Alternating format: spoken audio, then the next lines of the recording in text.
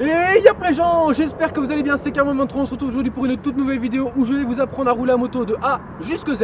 Et oui, j'étais comme vous, il y a 1 an et demi, j'appréhendais d'aller au permis moto et je suis tombé sur une vidéo de l'ami belge, youtubeur FlowSpeed24 qui avait fait une vidéo de plus d'1 heure où il expliquait vraiment de A à Z comment rouler à moto. Alors c'est clairement pas avec ça que j'ai appris à rouler à moto, mais par contre ça m'a beaucoup aidé parce que j'ai beaucoup moins appréhendé le permis moto quand j'y suis arrivé. Et donc c'est ce que je vais faire aujourd'hui, c'est vous aider à moins appréhender le permis moto, vous montrer que c'est pas si difficile que ça. Mais comme je vous dis, c'est pas avec ça que vous allez apprendre en moto. N'hésitez pas à aller au permis moto, c'est quand même beaucoup mieux que mes conseils à moi qui ai 19 ans. Bref, n'hésitez pas à me dire ce que vous en avez pensé. C'est parti pour la vidéo.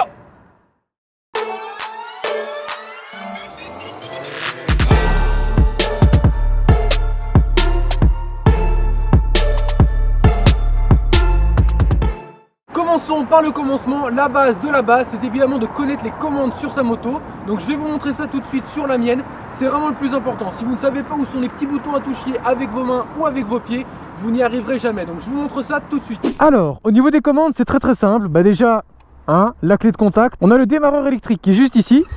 Hop, on reste appuyé pour démarrer la moto. Ici, c'est le coupe-circuit, je vous montrerai après. Ensuite, on a les pleins phares. Donc quand je mets ici, c'est le plein phare. Quand je rappuie, c'est les feux de croisement classiques. Là, ici, on a la petite molette pour faire des appels de phare. Ça, c'est les clignotants, gauche, droite.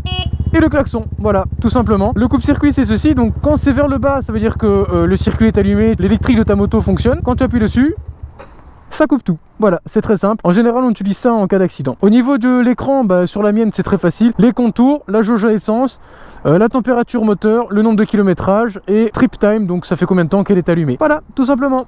Alors, maintenant que vous connaissez les commandes, il serait peut-être temps de les utiliser. Alors, qu'est-ce qu'on va faire d'abord? On monte sur la moto, jusque-là, tout va bien. Les commandes, vous les connaissez. On allume le contact, très important. Avant d'appuyer sur votre démarreur électrique, rentrez votre béquille. Hop, tout simplement. Il y a des sécurités maintenant, normalement, sur 90% des nouvelles motos, où si vous engagez la première vitesse, la moto se coupe automatiquement parce que vous avez encore votre béquille ouverte. Donc pensez-y, on ne sait jamais. Une fois que ça c'est fait, hop, on allume la moto, jusque-là très bien. Qu'est-ce qu'on va devoir faire maintenant pour passer la première vitesse? On va débrayer, donc on serre l'embrayage. Ensuite, on va, tac, claquer la première vitesse vers le bas parce que ça fait première, neutre, deuxième, etc. Qu'est-ce qui va se passer maintenant avec votre embrayage? Il y a ce qu'on appelle le point de patinage. C'est le point où quand vous relâchez votre embrayage, la moto avance. Regardez, je ne touche pas à l'accélérateur, hein. On est d'accord, je ne touche pas à l'accélérateur.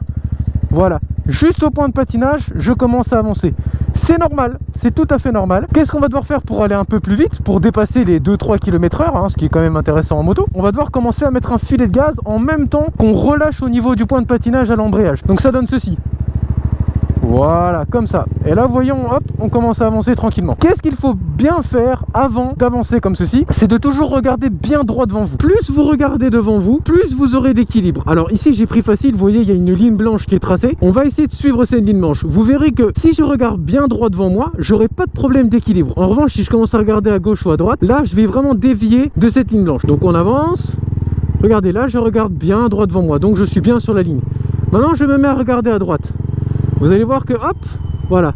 Et je fais rien d'exprès, hein. Je vais vraiment à droite parce que je ne suis plus aussi stable. Et c'est normal, en moto, là où vous regardez, c'est là où vous irez. Donc c'est très important de bien regarder devant soi.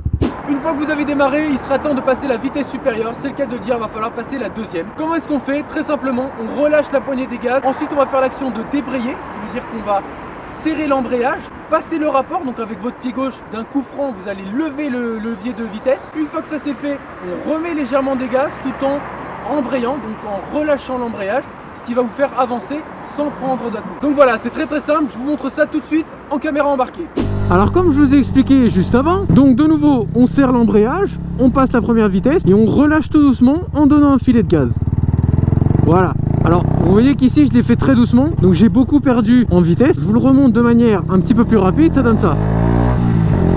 Voilà, vous voyez que ma poignée de gaz n'a presque pas bougé parce qu'en fait il faut faire juste une micro coupure sur votre poignée de gaz pour pouvoir laisser passer l'embrayage et passer le rapport. Je décélère très légèrement histoire de juste laisser passer l'embrayage. Donc on se le refait encore une fois petit à petit. Donc je décélère, je débraye, je passe ma vitesse, je relâche l'embrayage tout en donnant un petit filet de gaz. Ça prendra un petit peu de temps au début mais vous en faites pas, regardez rapidement ça redonne ça.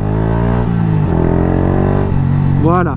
Maintenant que vous avez passé la deuxième vitesse, il est peut-être temps de rétrograder pour s'arrêter progressivement. Ça va être la même chose qu'avant, mais dans le sens inverse. Ce qui veut dire que, pareil, on décélère, donc on va utiliser le frein moteur complètement pour pouvoir vraiment perdre en vitesse, parce que c'est ce qu'on recherche quand on rétrograde. Ensuite, on vient débrayer, donc de nouveau serrer l'embrayage. Pareil avec notre pied gauche sur le sélecteur vitesse, au lieu de le monter, du coup on va taper dessus entre guillemets, tapez pas comme des bourrins, hein, mais voilà, taper dessus c'est juste imagé pour vraiment dire voilà, hop, on tape pour faire descendre le rapport en première ou la vitesse d'avance si vous étiez plus haut. Alors c'est là que ça devient un petit peu technique parce que en même temps que vous tapez entre guillemets sur le sélecteur de vitesse pour descendre votre rapport, il va falloir donner un petit coup de gaz léger. Ça va permettre quoi? Deux choses. Déjà de synchroniser les tours minutes avec entre votre vitesse supérieure et votre vitesse inférieure, mais surtout, et très important, de ne pas donner d'à-coup.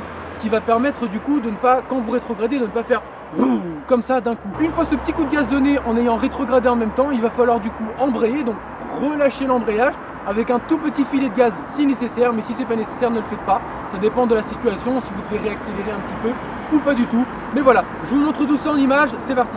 Alors là, pour rétrograder, c'est facile. On décélère, on débraye, on passe le rapport avec un petit coup de gaz. Alors là, ça m'a fait un gros à-coup. Pourquoi? Parce que je voulais montrer de manière hachée. Maintenant, si je le fais rapidement, donc ça donne ceci.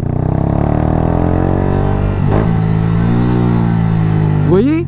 Pas d'à-coup, c'est linéaire. Et donc comme je vous l'expliquais avant, donner le petit coup de gaz, ça permet vraiment d'être au même régime moteur que ce que vous allez être à la vitesse inférieure. Donc je refais étape par étape, je décélère, je débraye, je passe ma vitesse, petit coup de gaz, et hop, je relâche tranquillement l'embrayage. On va donc imaginer que vous venez de rétrograder pour pouvoir mieux engager un tournant. Un tournant, c'est très simple les gens. Déjà, il ne faut pas oublier que votre regard doit vraiment être posé là où vous voulez tourner. Donc, le regard, on le retient, on se le rappelle, c'est le plus important, surtout dans un tournant. Un tournant, quel qu'il soit, se prend toujours de la même manière, ce qui veut dire extérieur, intérieur, extérieur. Très très simple. Par exemple, pour un tournant à gauche, comme je vais vous montrer juste après, on va devoir se mettre sur l'extrême droite, entre guillemets, de la route, pour ensuite venir chercher l'intérieur, donc la corde du tournant, vraiment le point le plus pointu, entre guillemets, du tournant, si je peux appeler ça comme ça, pour ensuite ressortir vers l'extérieur du tournant et avoir une trajectoire qui est linéaire, propre et toujours avec le maximum de visibilité. C'est surtout ça le plus important. Bref, je vais essayer de vous montrer tout ça de manière plus claire avec toutes les caméras embarquées qu'on a.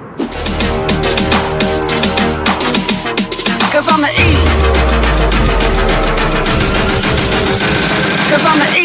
I don't slang up bang, I just smoke motherfuckers like it ain't no thing.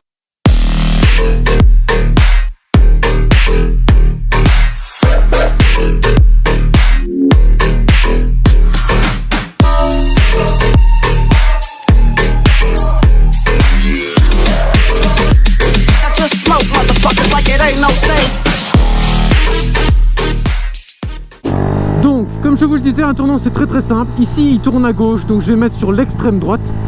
Je vais déjà poser bien mon regard loin. Hop, je garde extérieur, l'extérieur, l'extérieur, et bam, point de corde intérieur. Et hop, je ressors sur l'extérieur de mon virage.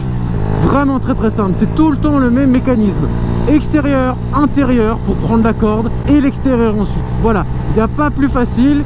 Et ce qu'il faut vraiment bien retenir, c'est vraiment votre regard. Vous devez vraiment le poser là où vous voulez aller. C'est vraiment le plus important et c'est ce qui vous aidera à faire une trajectoire propre et en sécurité et d'avoir vraiment le maximum de visibilité.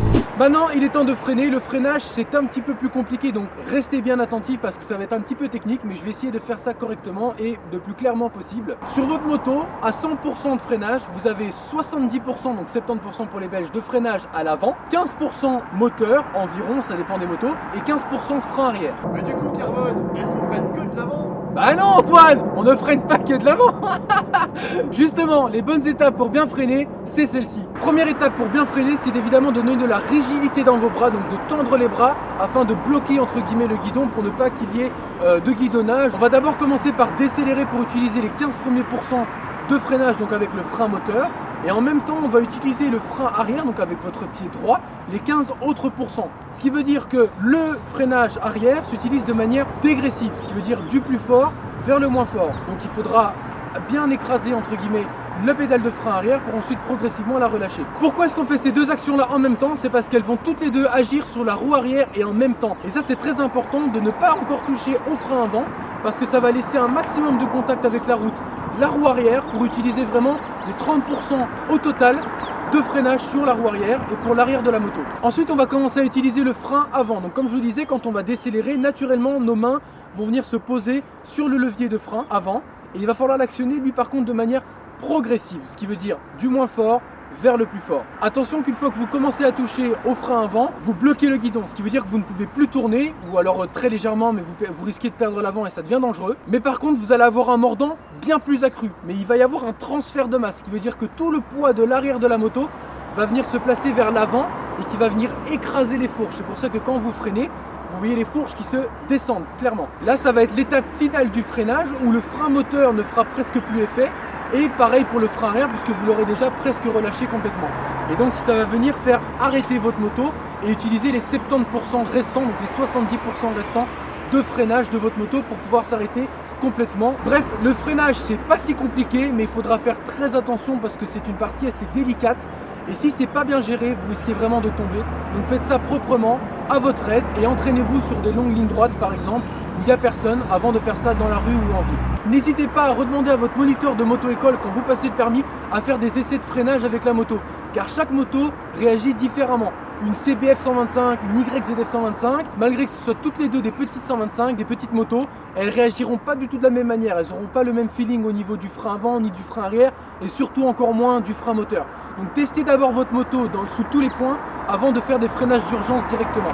Mais ça, votre moniteur de moto-école vous le dira aussi. Pour conclure, n'oubliez pas que la moto c'est votre passion. Kiffez votre passion les gens, c'est vraiment important. Quand vous allez au permis, kiffez, ne vous prenez pas au sérieux, mais quand même un petit peu. Il y a toujours des règles de base à avoir. Je vous laisse un article que j'ai trouvé du site lepermismoto.be qui ont énuméré 10 règles de base quand vous montez sur votre bécane. Toujours, c'est des règles de base, toujours les appliquer quand vous montez sur votre moto. Si vous faites ça, vous serez vraiment tranquille. Pensez vraiment à vos proches, aux personnes que vous aimez, qui vous attendent à la maison, que vous rentriez de votre petite balade moto. Donc voilà, c'est vraiment important. J'espère que cette vidéo vous aura aidé, vous aura plu. Si c'est le cas, vous savez ce qu'il vous reste à faire. N'hésitez pas à liker, partager, commenter. C'était Carbone 23, Ride Safe, peace!